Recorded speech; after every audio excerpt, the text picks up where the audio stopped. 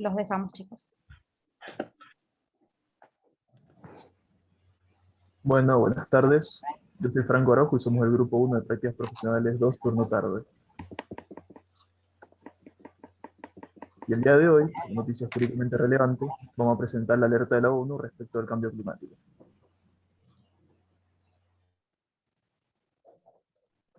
En esta última semana hizo eco una noticia que podría constituir el inicio de una época de altos riesgos para la humanidad. La ONU emitió una alerta roja de cambio climático, basándose en el informe emitido por el IPCC, cuyas siglas son Grupo Intergubernamental de Expertos sobre Cambio Climático. Este informe asegura que el clima de nuestro planeta cruzó el umbral crítico establecido en el Acuerdo de París, y que se espera que la temperatura anual aumente en 1,5 grados centígrados en los años siguientes, lo cual acarreará grandes consecuencias, como por ejemplo el aumento de los incendios forestales, el crecimiento del nivel del mar y la pérdida de hielo en el Ártico, donde se estima que se va a desaparecer para el año 2050. Pero para aclarar algunas cosas debemos preguntarnos, ¿qué es el cambio climático? El cambio climático se refiere a una variación significativa en los componentes del clima cuando se comparan periodos prolongados, pudiendo ser décadas o más.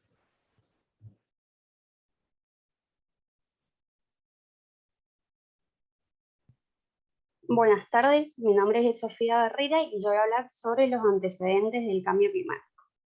La problemática del calentamiento global tiene sus orígenes en la Revolución Industrial, es decir, hace unos 180 años. Esta etapa trajo consigo el aumento de los gases responsables del efecto invernadero, suponiendo con ello un aumento del calentamiento global de la Tierra. Pero su reconocimiento y estudio comenzó mucho más adelante.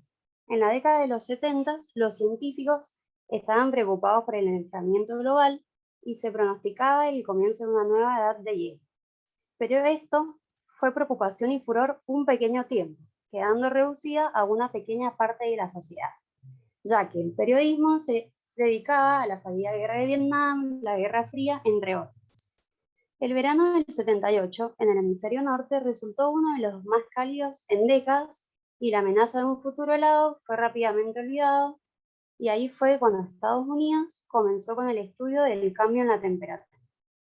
Entonces, en 1988 ocurrió otro verano muy caluroso en el hemisferio norte, y personal de la NASA afirmó que estas temperaturas estaban siendo causadas por el incremento de dióxido de carbono. Por más del acompañamiento de la prueba científica, aceptar la realidad del calentamiento global fue un proceso paulatino a causa de varios escépticos. Sin embargo, estas ideas de calentamiento global, de cambio climático, de efecto invernadero, son conceptos mundialmente aceptados hoy en día. Muchas gracias.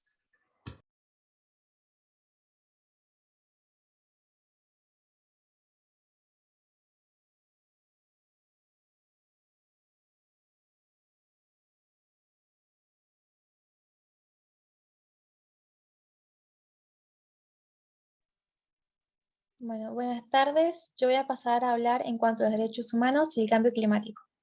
Los derechos humanos están estrechamente relacionados con el cambio climático por su efecto devastador en el medio ambiente y en nuestro bienestar.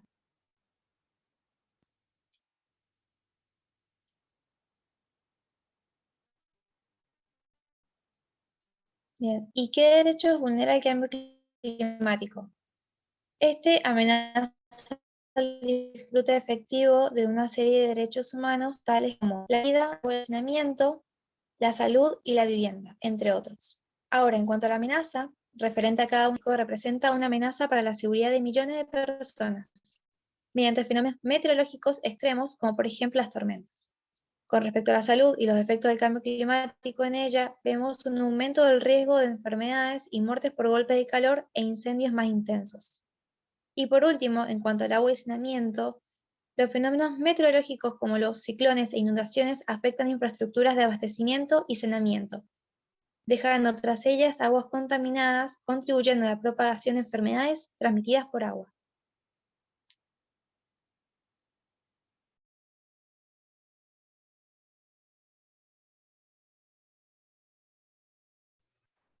Otros derechos vulnerados por el cambio climático son los llamados derechos de incidencia colectiva. Estos son un conjunto de derechos específicos y especiales cuyo titular es un colectivo o grupo social. Estos tienen relación con el derecho constitucional ya que se incluyen en los derechos de tercera generación, encontrando derechos del consumidor y acciones de amparo.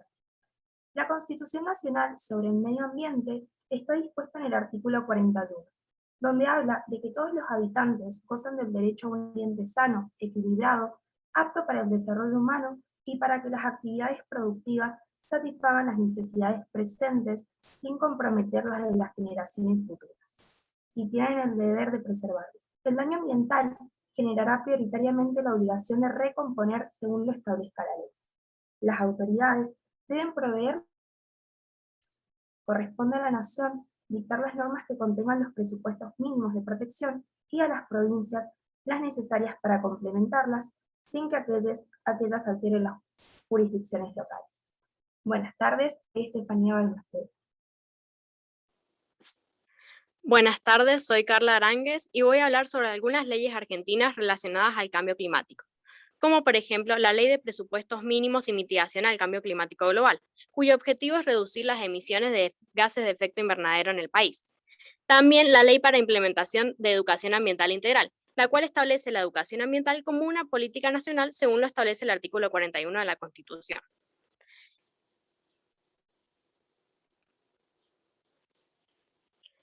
El caso de los litigios climáticos. Estos son muy importantes en la actualidad, ya que incentivan a los tribunales a promover la protección de los derechos humanos consagrados en constituciones, acuerdos y tratados sobre cambio climático. El objetivo de estos litigios es hacer justicia redistribuyendo el costo social del cambio climático, responsabilizando a las corporaciones y gobiernos. Un ejemplo de estos litigios climáticos es el caso mendocino, donde Mastroeni y José demandó a YPF por contaminar el acuífero Ugarteche y Carrizal, salinizando el suelo y agua, imposibilitando su uso para consumo y riego.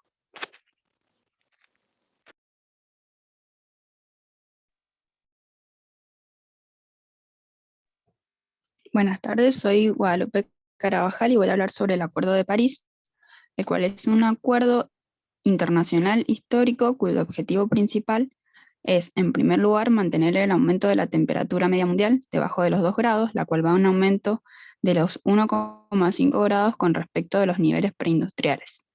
En segundo lugar, aumentar la capacidad de adaptación a los efectos adversos del cambio climático y promover un desarrollo con bajas emisiones de efecto invernadero, de modo que no comprometa la producción de alimentos.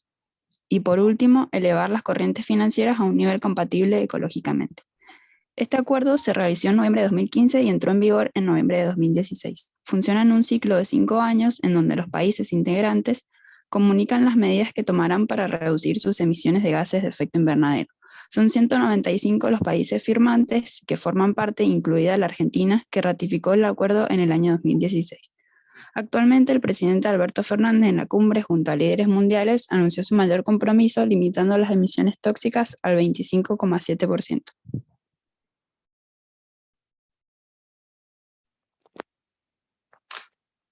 Buenas tardes, soy Lucía Atanasio y yo voy a hablar sobre los tratados previos al acuerdo y algunas ideas que tuvimos en grupo para atender a esta situación. Los tratados previos fueron el Protocolo de Kioto, que fue firmado en marzo de 1998 y que entró en vigencia en febrero del 2005. Fue el primer acuerdo a nivel global que sirvió de base para los futuros acuerdos internacionales sobre el cambio climático. También tuvimos el Acuerdo de Copenhague, que se trató de una gran contribución financiera donde los países desarrollados se comprometieron a proveer los recursos para financiar los costos de actuación de adaptación y mitigación del cambio climático en países en vías de desarrollo. En cuanto a las ideas que tuvimos, en primer lugar es mejorar la educación sobre el tema, una materia especializada y dinámica que sea obligatoria para nivel primario y secundario. En segundo lugar, la plantación de árboles en terrenos fiscales, que el Estado nacional o provincial donen terrenos a estos fines y solventen los gastos con los ingresos recaudados por los impuestos ambientales. En tercer lugar, que el gobierno nacional o provincial tengan acuerdo con empresas privadas que se comprometen al cambio. Nos referimos especialmente a Tesla, que es una de las empresas que están más comprometidas a mitigar las emisiones que dañan al planeta. Esta se propone ayudar con la fabricación de autos eléctricos que están enfocados en obtener energía limpia y sin duda sería una medida que eliminaría un porcentaje importante en la eliminación de los niveles de contaminación.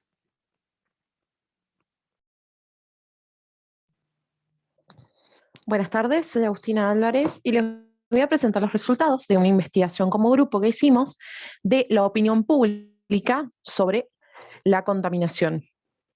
En una encuesta que realizamos, en la cual participaron alrededor de 60 mendocinos, obtuvimos ciertos resultados, como el 52% de la población encuestada asegura conocer al respecto de la situación actual del cambio climático, pero no está informada en profundidad.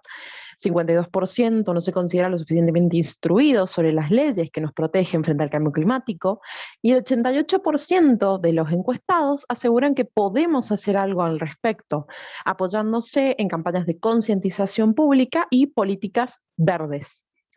No es la misma imagen que nos encontramos en diversas redes sociales, como por ejemplo Twitter, que es donde más nos enfocamos, en la que las personas tienen una imagen mucho más negativa de la situación. Encontramos tweets en los que la gente apunta no ya a la población civil, sino que apunta a las grandes empresas, porque como muchos tuiteros aseguran, nosotros ya hemos cumplido con nuestra parte, nosotros hemos reciclado, nosotros cuidamos el agua, o por lo menos una gran parte de la población lo hace, y son las grandes compañías aquellas que no cumplen su parte del trato.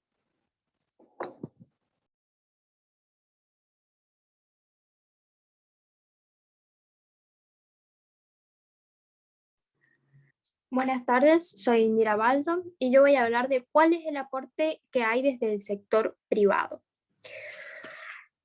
Perdón, quería ver si estaba en el sonido. Bueno, vamos a encontrar un crecimiento dentro del mercado energético con la llegada masiva de vehículos eléctricos. Vamos a ver que marcas reconocidas como Fiat, Ford, Chevrolet, Volkswagen, etc., planean vender vehículos exclusivamente eléctricos a partir del año 2030 y en adelante, dándonos una visión de cómo va a lucir nuestro futuro cuando hablamos de este aspecto. También es muy interesante mencionar a Miguel Ángel Bravo, que es el argentino fundador de Bravo Motor Company, quien dice que da pasos firmes para instalar una fábrica de autos eléctricos en Brasil, que de hecho en junio comenzó a construirse dicha fábrica. Planea iniciar sus operaciones en el año 2023 para que para el 2024 la producción estimada sea de aproximadamente unos 23.000 vehículos y unos 44.000 paquetes de batería. Como dijo mi compañera Lucía, esto va a significar un beneficio para el cambio climático porque gracias al combustible actual que se está utilizando, que utilizan los automóviles, por ejemplo, emiten durante su vida útil unas 25 toneladas de dióxido de carbono, más otra serie de gases también contaminantes.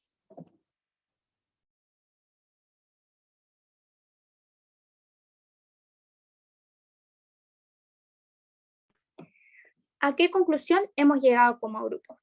Bueno, hemos dejado en claro que las únicas medidas que pueden ayudarnos en esta situación es la de que los grandes líderes del mundo tomen las riendas y que ese compromiso al que se sometieron al firmar el Acuerdo de París no sea pura prensa. No estamos de acuerdo con el informe de la ONU, cuando se atrevió a responsabilizar a la sociedad civil de esta triste realidad. No es así, porque somos nosotros los que escuchamos, los que nos preocupamos, los que nos informamos y por sobre todo con las cosas los que nos ocupamos. Pero al final del día, reducir el plástico, comprar cepillos dentales de bambú, hacer manualidades de papel, no es lo que va a desacelerar el cambio climático. ¿Por qué? Porque cuando nosotros estamos haciendo estas buenas acciones, hay una gran empresa del otro lado produciendo toneladas de residuos diarios, que no tiene comparación con el bien que podemos haber provocado. El único deber de la humanidad es alzar la voz, fuerte y claro, para que esos cuantos hombres que lideran el mundo se sientan incómodos y sepan que no vamos a aceptar bajo ninguna circunstancia la vulneración a nuestros derechos. Muchas gracias.